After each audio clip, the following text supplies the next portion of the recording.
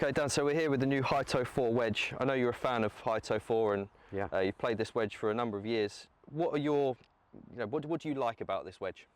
Well, that's right. I've used this now for probably 6, 7, 8 years now, and I think in the past I was always like the ultimate kind of traditionalist in wedges. I always just liked the traditional wedge, and I first looked at it and I thought, I'm not sure, and I started using them, and I just fell in love with it. As people know about my shot game, I like to play different shots. So for me, it's all about reading the lie. The lie is the most important thing. So I like to put the toe down, I like to put the heel down on occasions, and obviously release the club differently. And what I found with the high toe, particularly with the full face grooves, going all the way across, it just gave me so much versatility. Because, as I say, all about reading the lie. Here at Woburn, we're often in the pine trees, particularly with my long game, I'm missing greens, I'm on this sort of hard pan round the trees there. And it's so important to be able to just put that toe down. And the amount of short game shots I hit out of the toe on purpose, because I'm reading the lie and adapting, whether it's in the rough or from a hard pan lie, or even in a situation like this where it's straight down the hill, is incredible. So without the grooves in the toe, I wouldn't be able to get, the control that I need down there to just feed it down. And I've hit that one, that shot there, right out of that part of the club face. Yeah. Which is just deadened it. It's given me the spin I need, which I wouldn't get on a wedge which doesn't have the the full face groove there. In there. So really, I say it's a mixture of the versatility it gives me, and the grooves, and also as well, you just get used to it as well. I've just got really used to the shape of the toe and how that sort of elongates a little bit more. And I'm really excited to try these new ones as well. First look today.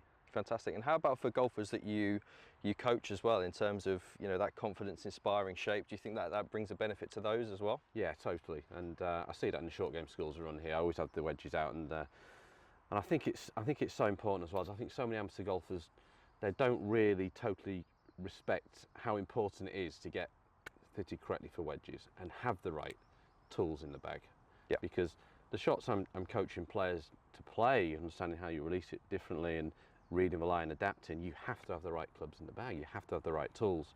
And it's amazing when I just put one of these in the hand, how it just helps them just get particularly out of the rough, particularly out of the lies that are a little bit more challenging. I think it just gives them that ability to hit more shots, more versatility. Yeah, and we've obviously got a few new grinds as well in High Toe 4. Yeah.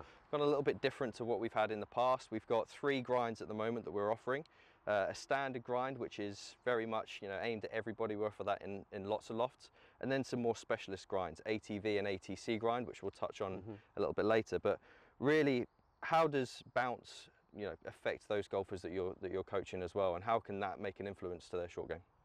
Yeah, bounce is really important. I think a lot of people don't necessarily understand bounce, but in very simple terms, when the shaft here is vertical, I put my finger on the trailing edge. The difference there between the lead edge of my finger is the bounce angle. But with these new grinds, there's much more to that, with different cambers and different shapes, which will suit different golfers in terms of how they naturally release the club.